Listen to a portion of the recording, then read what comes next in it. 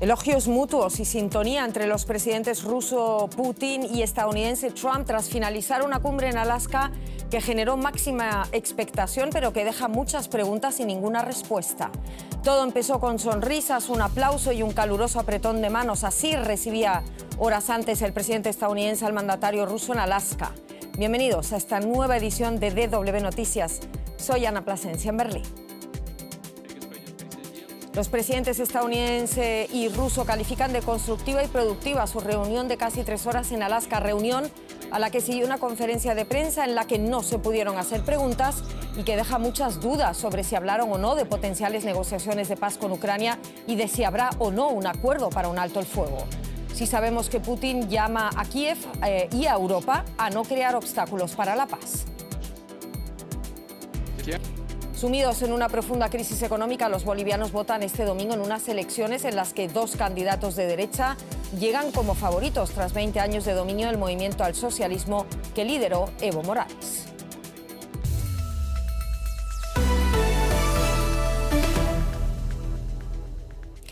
El presidente de Estados Unidos, Donald Trump, y su homólogo ruso, Vladimir Putin, concluyeron este viernes su cumbre en Alaska, en la que luego de casi 3 horas de reunión no anunciaron ningún acuerdo o tibio avance sobre la paz o posibles negociaciones con Ucrania. En la conferencia de prensa posterior, ambos mandatarios calificaron el encuentro de positivo. Trump planteó que no llegaron a un acuerdo en el asunto más relevante, pero que había buenas posibilidades de hacerlo en lo que parece una referencia implícita a la guerra en Ucrania. Por su parte, Putin destacó los posibles acuerdos con Estados Unidos en energía y tecnología, entre otros. El presidente ruso subrayó que estos puntos en común pueden servir de plataforma para terminar con la guerra. Trump informará a los socios de la OTAN y al presidente ucraniano Volodymyr Zelensky sobre lo hablado en el encuentro. Las últimas palabras del presidente ruso fueron: la próxima vez nos vemos en Moscú. Termina esa primera reunión entre Trump y Putin en Alaska. José Díaz Briceño en Washington. Cuéntame más detalles de esa conferencia de prensa posterior y de esa reunión. Según Trump, no se llegó a un acuerdo en el tema más significativo, que suponemos que es Ucrania. ¿Cuáles son las primeras valoraciones en Estados Unidos de esta cumbre, José? Hace minutos antes de llegar a Alaska, el presidente Trump había declarado a una cadena de televisión aquí que justamente se iría no satisfecho, no estaría muy contento si no salía de esta reunión con Vladimir Putin con un cese al fuego en el conflicto en Ucrania. Y al menos lo que escuchamos en este mensaje a la prensa no nos da ninguna luz sobre si se llegó a algún tipo de acuerdo incipiente. La descripción que hacen los medios estadounidenses aquí es que lo que se vivió en Alaska en este encuentro es básicamente un emparedado de nada. Esto porque no conocemos exactamente los detalles de la discusión sustancial sobre el tema ucraniano. El presidente Putin fue muy inusual escucharlo hablar como si él fuera el anfitrión. Fue el primero en comunicarse con los medios en esta alocución con la prensa. Lo hizo en ruso y habló más de la reunión como una reunión bilateral de restaurar casi relaciones entre las dos potencias, algo que es completamente inusual y que, según las reseñas aquí, muestran que el que ganó algo aquí fue el presidente Putin, que ganó tiempo mientras Trump se va con las manos vacías. Vamos a ver, en esos últimos minutos de la conferencia de prensa, José, Trump dijo algo así como que nos veremos pronto y Putin contestó que la próxima vez sería en Moscú. ¿A qué podrían referirse? No sé qué se comenta en Washington sobre esto y qué sabemos sobre esas llamadas que mantendrá Trump con sus socios de la OTAN y con el presidente ucraniano Zelensky. Recordemos que antes de la cumbre Trump lo que dijo es: al primero a quien voy a llamar es a Volodymyr Zelensky.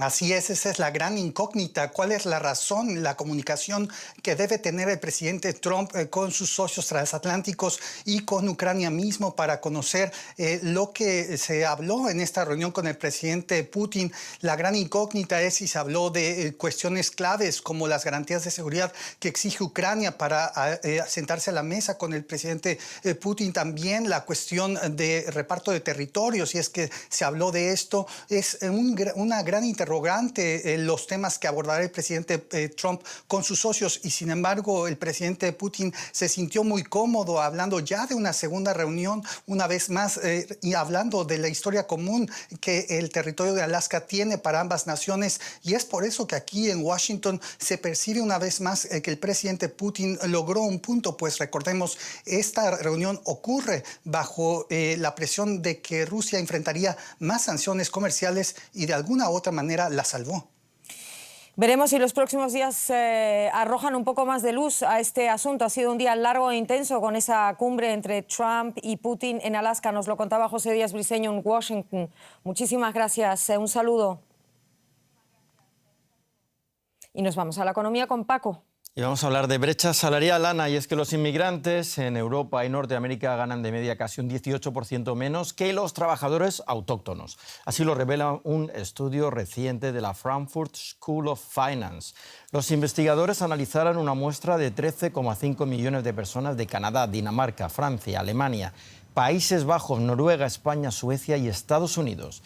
La brecha salarial entre los inmigrantes de primera generación y los nativos es mayor en España, con casi un 30%, y Canadá con un 27,5%, y menor en Suecia, con tan solo un 7%. El estudio revela nuevos datos sobre la brecha salarial que sufren los migrantes en Europa y Norteamérica. José David Navarro, ¿qué dice el estudio sobre los motivos de esta diferencia salarial? Hola Paco, ¿qué tal? Pues el estudio de la Escuela de Finanzas de Frankfurt apunta que la discriminación no se produce entre la persona migrante y la persona nacional dentro de la misma empresa que desarrolla el mismo puesto de trabajo, sino que existe problemas estructurales, es decir, la barrera viene desde antes, y es que los migrantes en países de Norteamérica y de Europa tienen más dificultades para acceder directamente a puestos de trabajo o a sectores que son los que mejor están pagados. Y dentro de ese rama o dentro de este problema también hay diferencias, como apuntabais antes. Hay, por ejemplo, países como España, donde la brecha salarial entre migrantes y nacionales es mayor que, por ejemplo, en otros, como puede ser aquí en Alemania. La buena noticia, si podemos calificarlo así, Paco, es que esa brecha salarial se reduce en las siguientes generaciones. El estudio detecta que en las segundas generaciones esa brecha se reduce del 17,9% en el salario a el 5,7%. Gracias, José David, en la Bolsa de Frankfurt. Y este 15 de agosto, Panamá conmemora dos acontecimientos trascendentales que marcaron su historia y consolidaron su papel en el desarrollo regional y global. La fundación de la ciudad de Panamá en 1519 y el primer tránsito oficial por el Canal de Panamá en 1914. Los administradores del canal quieren ahora licitar la construcción y operación de dos nuevos puertos, unas obras que forman parte de un ambicioso plan de expansión de la vía interoceánica. Pero el proyecto llega en medio de crecientes tensiones con Estados Unidos, que acusa a China de ganar influencia estratégica en torno al canal. A comienzos de año, el presidente Donald Trump llegó incluso a amenazar con tomar control de esta ruta. El Canal de Panamá, una de las vías acuáticas más importantes del mundo. Diariamente, en promedio, más de una treintena de barcos lo atraviesa. Sin embargo, la demanda es mucho mayor. Por ello, Panamá no solo se plantea continuar ampliando el canal, sino también construir dos nuevos puertos. Nosotros estamos viendo que hay una demanda enorme por facilidades y terminales portuarias. Creo que es una oportunidad de país. El Canal de Panamá tiene el conocimiento, la tecnología, la capacidad para poder desarrollar proyectos de este tipo, y creemos que vamos a trabajar en eso. El gobierno tiene previsto invertir aproximadamente 8.500 millones de dólares estadounidenses en los próximos 5 años para la modernización y expansión del canal. La construcción de dos nuevos puertos y una represa son parte de un plan de expansión que busca mejorar la manipulación de mercancías, el almacenamiento y el transporte de gas, así como el suministro de agua dulce. Hoy construimos el futuro canal con una visión clara.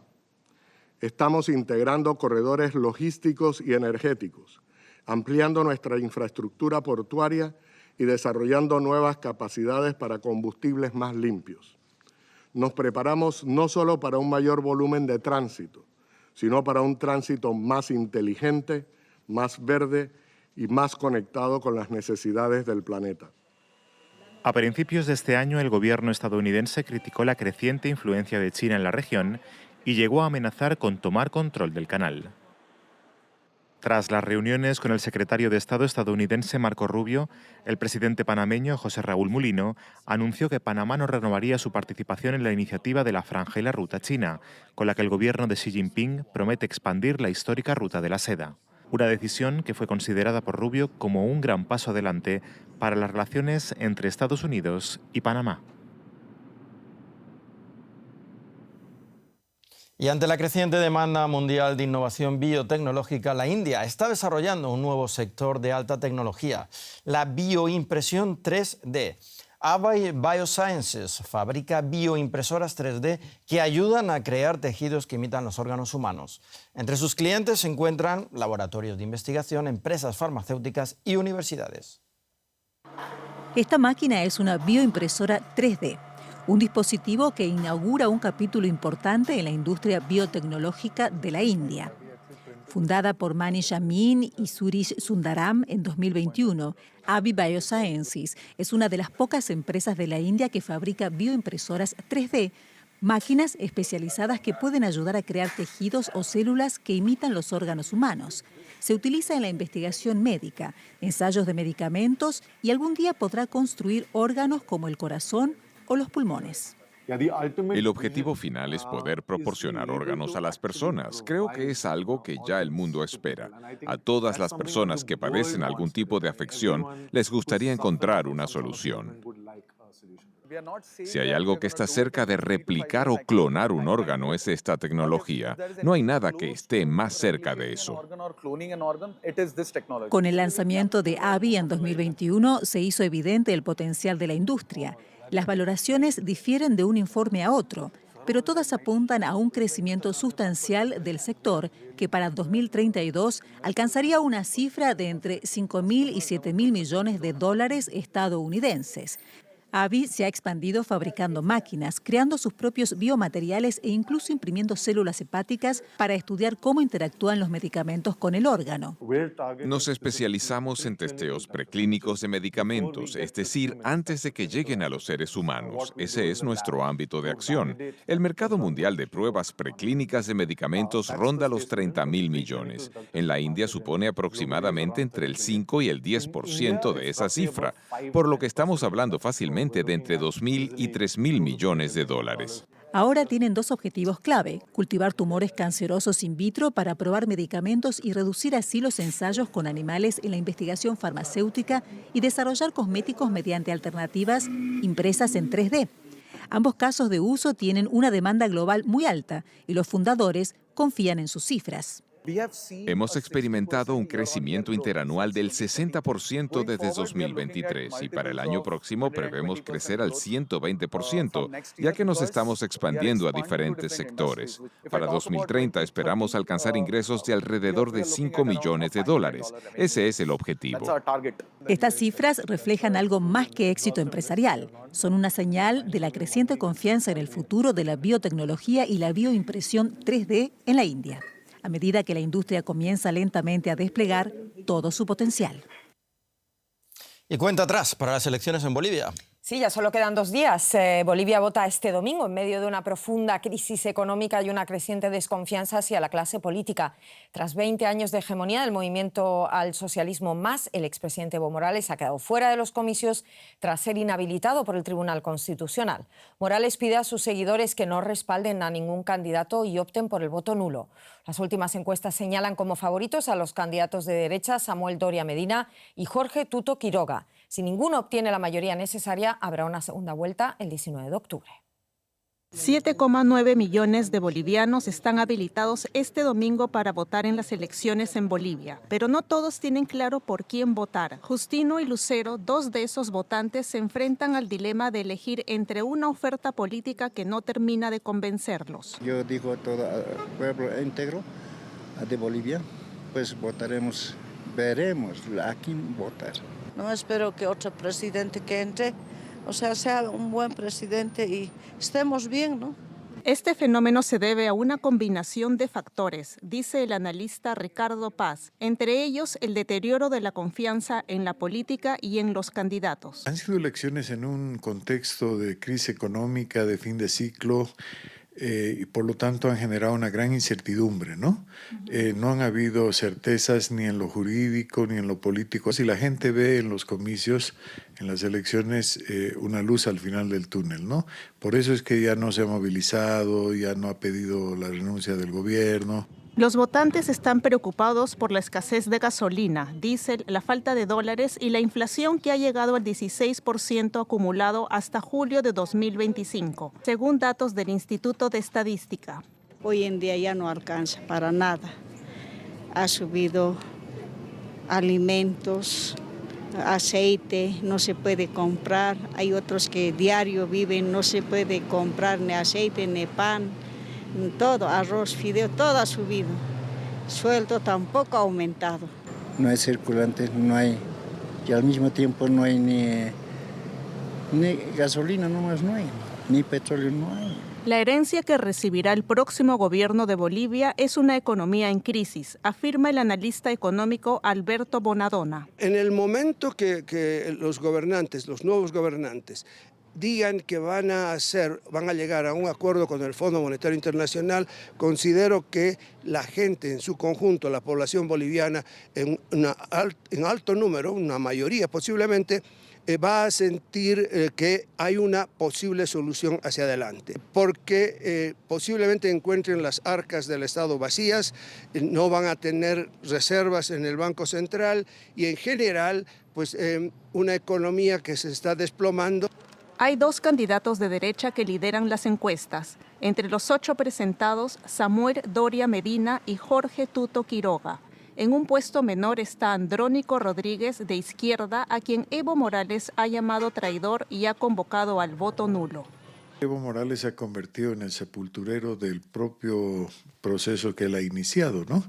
Él es el que le ha puesto un tapón y le impide crecer a Andrónico Rodríguez con esta convocatoria al voto nulo, ¿no? Es muy poco probable que alguien gane, ¿no? En primera vuelta, muy difícil. Y lo que hay que esperar es quiénes van a ir a la segunda vuelta, ¿no? El voto es el gesto final para el candidato que deberá atender las necesidades urgentes de la ciudadanía al día siguiente de las elecciones. Que ponga fin a todo lo que estamos pasando, ¿no? Para gente joven profesional, que busque trabajo. Eso es lo que queremos como bolivianos. Haga pues una cosa buena para el pueblo. No, entonces si no, no va a ser lo mismo. Y es un país con muchos recursos, este país, entonces no se explica que haya necesidades o haya pobreza, no se entiende. Los resultados podrían poner fin a 20 años de hegemonía del MAS en Bolivia y derivar en una posible segunda vuelta el 19 de octubre entre dos candidatos de la actual oposición. Bolivia acude a las urnas en unas elecciones generales marcadas por la polarización y la ausencia de Evo Morales en la contienda. Saludamos a Tania Frank en La Paz. Tania, ¿qué está en juego y cómo vive una población que está muy desilusionada y con necesidades urgentes estos comicios? Bueno, comentarte que Bolivia en estas elecciones básicamente se juega el futuro del país porque atraviesa una dura crisis debido a uno de los ingresos que se ha caído, uno de los fuertes ingresos que tiene Bolivia en su economía es la venta del gas y esto ha reducido considerablemente y esto ha generado la escasez de dólares, la escasez de combustible, han incrementado varios precios de productos de la canasta familiar y eso ha generado un problema, un descontento en la sociedad, en la ciudadanía y ha cambiado la tendencia del voto para las elecciones actuales que se van a desarrollar. En las calles la gente no sabe todavía por quién votar, a quién apoyar, a qué candidato. Pueden votar estas elecciones. El descontento ha crecido contra la crisis económica, contra los políticos, contra cómo se maneja la política actualmente en Bolivia. Sin embargo, este domingo, están convocados a cumplir con un deber que es votar en las elecciones. Tania, acércame un poco, si te parece, a esos principales candidatos con mayor intención de voto y qué propuestas los diferencian. Bueno, las últimas encuestas que se han publicado a través de los medios de comunicación muestran que hay 3 candidatos de preferencia y los 3 candidatos son de derecha. Estamos hablando del empresario Samuel Doria Medina, el expresidente Jorge Tuto Quiroga y Rodrigo Paz, que son los primeros candidatos que aparecen en la preferencia electoral. En esta oportunidad, tras 20 años, no aparece como preferencia el movimiento al socialismo que llevó a Evo Morales a varias presidencias. No figura en los primeros lugares de las encuestas. Los analistas han asegurado que, pese a que hay un primer, un segundo lugar definido, de acuerdo a las encuestas, que también han sido duramente cuestionadas, se va a ir a una segunda vuelta debido a que el margen de distancia entre el primero y el segundo lugar no es más allá del 1% o 2%. Entonces, sí o sí, los analistas han asegurado que Bolivia va a la segunda vuelta. Tania, ¿cómo ha impactado la exclusión de Evo Morales en el clima electoral y en la movilización, sobre todo, de sus seguidores? Bueno, Evo Morales está inhabilitado constitucionalmente, sin embargo, sigue siendo una figura fuerte en el debate público. Él está tratando de capturar un poco esta distancia que hay de la gente hacia emitir el voto por uno que otro candidato, y en este caso está tratando de capitalizar el voto nulo, lo que él ha denominado el voto castigo, ¿no? Él no ha pedido apoyo para Andrónico Rodríguez, que es el candidato de la izquierda, y ha convocado más bien a una movilización. En todo caso, si en las elecciones gana un candidato de la derecha. Estaremos muy pendientes de esas elecciones, estarás ahí para contarlo. Comicios en Bolivia el domingo. Era Tania Frank, muchísimas gracias en La Paz. Tania, un saludo. Y damos paso de forma más breve a otras noticias internacionales que también queremos destacar a esta hora. Empeoran los incendios en Portugal, 7 grandes fuegos están todavía fuera de control y Carlos Damaso, exalcalde de la localidad de Guarda, falleció mientras ayudaba a combatirlos. Se prevé que las temperaturas aumenten durante este fin de semana. Las condiciones meteorológicas en la vecina España son aún peores y también la condición de los fuegos, con los bomberos que siguen luchando contra 16 incendios importantes. En Dinamarca, una persona falleció y varias resultaron heridas después de que un tren con destino a Copenhague chocara con maquinaria agrícola. La policía acordonó la zona y los pasajeros tuvieron que abandonar el lugar. 2 personas heridas fueron trasladadas al hospital en helicóptero. La policía informó que el accidente se produjo en un cruce ferroviario sin señalización. Un tiroteo cerca de una mezquita en la ciudad sueca de Örebro dejó al menos una persona fallecida y otra herida, según informan las autoridades. La policía cree que el crimen estaría relacionado con la actividad de bandas criminales. La víctima era un hombre de 25 años que fue asesinado a tiros al salir de la mezquita. El autor del crimen continúa prófugo. Hoy se cumplen 4 años del retorno de los talibanes al gobierno de Afganistán, después de que Estados Unidos y el gobierno afgano, respaldado por Occidente, se retiraran del país. Los talibanes celebran el aniversario en medio de una crisis de desempleo, una economía inestable y una creciente inseguridad alimentaria. Las mujeres tienen prohibido ocupar la mayoría de los puestos de trabajo y las niñas deben abandonar la escuela después de la primaria. Ahora Irán y Pakistán han empezado a deportar afganos que huyeron del régimen talibán y la administración del país se encuentra desbordada con la afluencia de repatriados. Especialmente para las mujeres, regresar a Afganistán o a la Afganistán de los talibanes significa vivir bajo duras restricciones y con unas expectativas de futuro poco esperanzadoras. Esta mujer temía regresar a su país, pero el gobierno iraní aplicó medidas drásticas contra los migrantes afganos y Rajela y sus hijas adolescentes tuvieron que volver a la casa de su padre, en la ciudad afgana de Herat. Separada de su marido y con un padre anciano, Rajela carece del perceptivo tutor masculino, lo que la condena a ella y a sus hijas a estar prácticamente encerradas en casa. Según la ley de los talibanes, las mujeres deben ir acompañadas de un hombre para viajar. No hay nada que pueda decir sobre mis planes porque tenemos las manos atadas. En una sociedad en la que no se puede hacer nada, tampoco se pueden hacer planes. La situación de su hija Zahar fue de mal en peor con el regreso a Afganistán. En Irán no me permitieron estudiar la materia que me apasionaba en la escuela.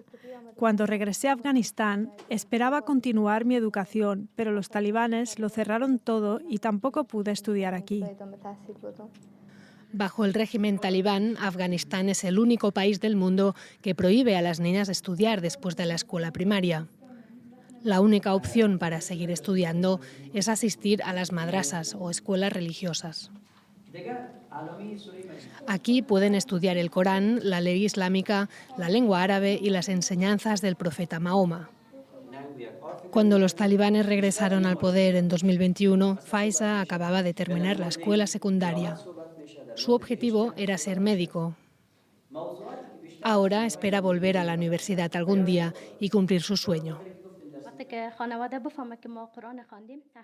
Cuando mi familia vea que estoy aprendiendo las ciencias coránicas y que estoy poniendo en práctica todas las enseñanzas del Corán en mi vida, nos permitirán ir a la universidad.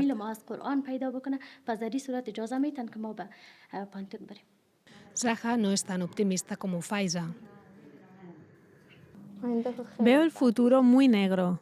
Al principio pensaba que podría lograr algo en mi propio país, alcanzar un buen trabajo. Pero al llegar me di cuenta de que es incluso peor que en Irán. Sin embargo, no ha perdido toda la esperanza. Nada es permanente. Dios creó el día y la noche para que se vayan alternando, lo que significa que ninguna situación es permanente. El día pasa y llega la noche y viceversa. Este régimen también podría cambiar. Quizás algún día alcancemos nuestros sueños. Las personas siempre tienen esperanza en el futuro. Sin esperanza, la vida no es posible. Cerramos el programa con el tema del día. El presidente estadounidense Donald Trump y su homólogo ruso Vladimir Putin concluyeron este viernes en Alaska su cumbre bilateral con una breve rueda de prensa en la que no anunciaron ningún acuerdo sobre la paz en Ucrania. No hay acuerdo hasta que haya un acuerdo, afirmaba Trump en esa intervención tras una reunión de casi 3 horas en la base militar Elmendorf-Richardson en Anchorage y después retirarse ambos sin dar espacio para preguntas a la prensa. El mandatario estadounidense calificó el encuentro de extremadamente productivo y afirmó que muchos puntos se acordaron, aunque reconoció que aún quedan algunos temas pendientes, temas significativos. Trump informará a la OTAN y al presidente ucraniano Zelensky sobre lo hablado en el encuentro. Las últimas palabras del presidente ruso fueron: la próxima vez nos veremos en Moscú.